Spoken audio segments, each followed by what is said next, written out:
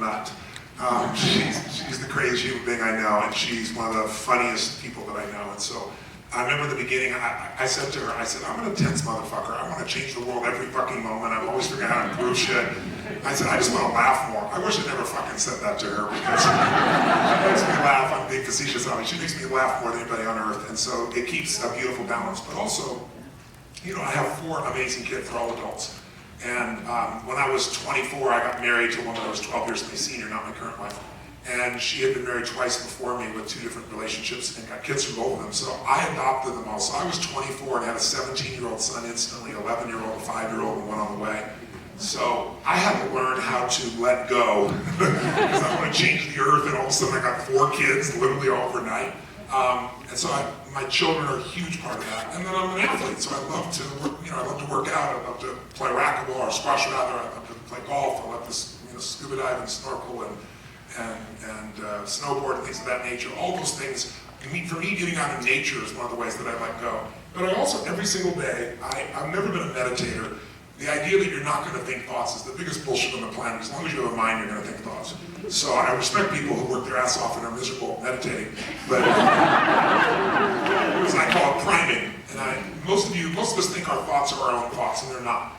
Most of your thoughts are conditioned by the environment. Most thoughts you think are your thoughts have been around millions of years. If you heard a frog going croak, croak, you wouldn't go, oh, how fucking unique is that shit, right? It's been going on for millions of years. For millions of years, people have been thinking, I'm gonna kill that bastard, but they didn't in most cases. People have been thinking, I'm not enough. All the thoughts you call your thoughts are absurdly not your thoughts. But we identify with them, and so they start to control us. So one of the great freedoms in my life, and you say, how do I let go? Has really been letting go of the crazy thoughts that go through my head and not making the judgments or think I shouldn't have them or thinking it's weird. It's just, if I said to you 100 years ago that you were going to go to the moon and back, you would call me a lunatic. You're crazy. We're locked up for that. If someone said to you today that, or 100 years ago, I'm going to take this little box that's in his pocket and I'm going to talk to people on the other side of the earth and see them in real time through invisible waves that'll come into this box, you think I was certifiable. They would lock you up. They would lock me up. Today, you know it's the truth. Thoughts are waves. They've been around forever. And if you change the way you use your body, as you see me do with people in the film, if you notice, I do that for a very specific reason. If I turn in one channel, I could be watching a horror story. If I change the channel, in this case the channel is the way I use my body, I can watch a comedy. If I change it again, it could be, romantic comedy. I could change it again, it could be an epic. So all the thoughts you think that you judge yourself for need to be, you gotta learn how to let go of them. You gotta learn just very simply and easily, because you can go on vacation and you're not on vacation. I'm sure you all know what I mean, right? Because you're still suffering. In your mind, you're still thinking things you should have done, or you didn't do, or someone else did that they shouldn't have done, or they didn't do, or the government didn't do. There's always, like I said, what's wrong is always available. So learning to let go, not let go and give up. I'm an achiever, I'm here to break through. But I've discovered over the years that unless you learn how to let go, you're never gonna have a life. And there's just certain things you just have to let go. And I think for the women in the room, it might be a gross generalization, but the biochemistry of a woman is about connection and nurturing, and think about everyone all the time. Women have this thing called diffused awareness, guys, where they are aware of everything that's going on. They're wondering what you're thinking, what they're experiencing.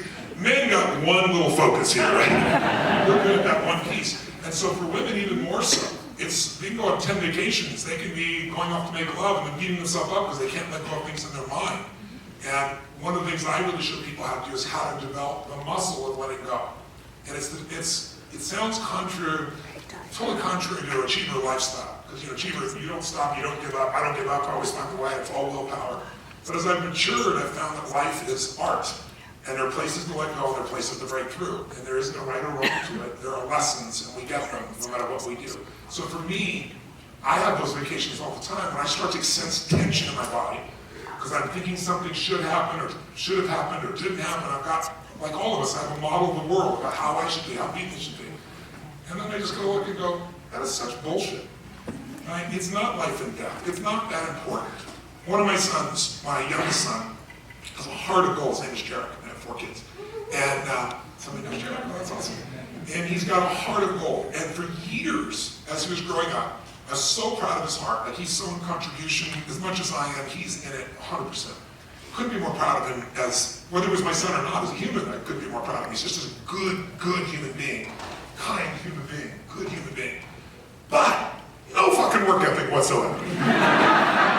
Like, now, I grew up with nothing, so like, he grew up where we went to Fiji, which we have our own island. Certainly, I'm not promoting to this by any stretch, but I figured out how to do things that I was passionate about and create things on the achievement side. So I grew up going to, we were lucky if we got to the zoo, and he grew up going like to concerts and places, and I wanted him to have this deep appreciation, and he did, but he didn't have the work ethic. And I would go crazy, and I would have these lectures with him, and fuck, I know how to influence the fucking President of the United States. I should be able to influence my own fucking son. All the other three, what the fuck is the matter here, right? And I would show up at a concert, and I won't say where, but a concert, these guys are my clients, and I go backstage, and there's my fucking son. Like, how the fuck? And they we heard it's your son, so we brought him backstage, like, please don't fucking do this. Everybody's doing things for him, and they're doing it for me, and never gonna go, but he muscle.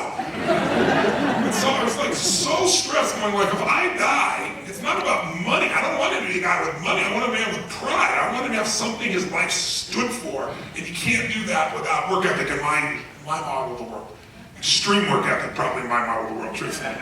And so he would never match that, and I'd be so frustrated. I didn't want to have like these conversations, and I'd be like, we need to talk, the 3 words nobody wants to hear from their father or their wife. And so sure enough, one day I sat down and asked myself a question. I said, he is persisting to tell me he's working his ass off, and he really isn't. He's living off my name. I don't live off my fucking name. This is making me crazy. And I thought, I'm so worried about him and what he'll do if I die and all that shit, that I'm failing to ask the question, what is he here to teach me? And I thought to myself, anything that persists, there is an intelligence in this universe, whether you want to call it God or Jesus or Muhammad or whatever, infinite intelligence, whatever you want to call it. But there is an intelligence that's given us this gift of life. And if it keeps putting something in my environment and it keeps persisting, there must be a lesson here. So I thought for a long time, and I thought, okay, I'm not going to do anything about telling him what to do at all anymore. Whatever he does, he does. I got to trust he's got a great heart, and that's enough. If he never works hard in his entire life, he'll have to go through that process. I'm not going to pay for everything for him because I want him to develop that muscle, but he may never do that. And I called him up one day, and I thought, well, what is he here to teach me? What is he really good at? So I sat down with him, and I said, we need to talk. I could just feel it. Right? You could feel it tight. And I said, I'm here to talk to you to give you an apology. He said, what? I said, I've been so worried about you and not having the work ethic, and I have an inhuman work ethic. I do 14, 15, 16 hours, not bat an eyelash. I'll tell you, it's fucking true. Day and night, I just don't stop. Because I have a mission. It's not work for me, it's a mission. And I said to him, but I've been imposing that you need to be like me. And if you were like me, you wouldn't be you, and that would be a fucking horrific mistake on my part and your part. And I said, so I'm really glad that you're not. And I mean it sincerely. I'm really proud of your heart and your soul. And while I, at times, would certainly prefer that you had more work ethic, I'm letting that shit go because I realized you need to teach me something. And he looked at me, and I could see him look at me first surprised, and then, this must be a technique, I could see it in his eyes. So I read his mind, and I said, it's not a technique. I said, I realized that my driving force, everything that has a good edge has a negative edge. My driving force of wanting to serve everybody, help everybody, and suffering, it's a beautiful thing. But to its extreme, it has its limitations. It burns out your body, it burns out a lot of things. And I said, I realized you have a gift I don't have. He said, what's that, Dad? I said, chillin'. You're a master of fucking chillin'. And he said, I will learn how to chill. And he could not stop laughing. No, Dad, you don't know how to chill, not even slightly. You don't know how to chill. How do we do this chillin' thing? Walk me through it. He goes, well, you just sit here. I'm like, fucking sit here? You don't do nothing. You just hang out. It was a very stressful instructional period. But a miracle happened. When I stopped pushing so hard, if you put your hand out, like this with me for a second, put your fist out, and I push on mine. Why are you pushing back? I didn't tell you to push back. That's what we all do. Right? When you push, even if you're pushing from a loving place, people push back. They have any internal strength. And you want people that are strength around you. And so I realized I stopped pushing on it, and I never brought up work ethic again. And I don't know, maybe 6 months later, he fell in love with one of now is his wife. It's just an incredible soul. And the little fucker started working like crazy. And his work ethic got stronger and stronger. And I mean, is he as insane as I am? No, good for him that he's not.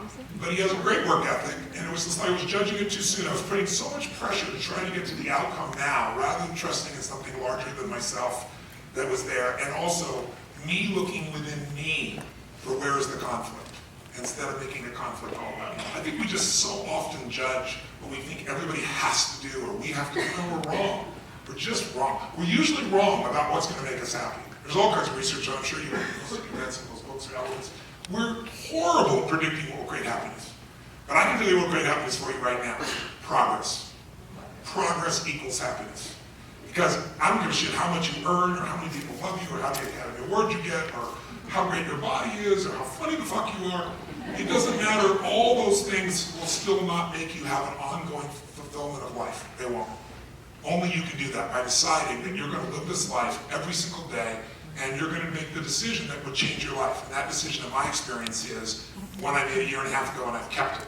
I've burned the bridges. I just decided life is too fucking short to suffer, and I never called it suffering, but I would be pissed off, frustrated, stressed out. But my life was so beautiful until I was stressed. We were talking in the other room after the show, and I was saying, I'm fortunate now that I've built 18 companies. I got 12 that I actively manage. I got 1,200 employees, 3 continents, 7 different industries, $5 billion a year in annual sales. That's not my educational companies, all my other companies.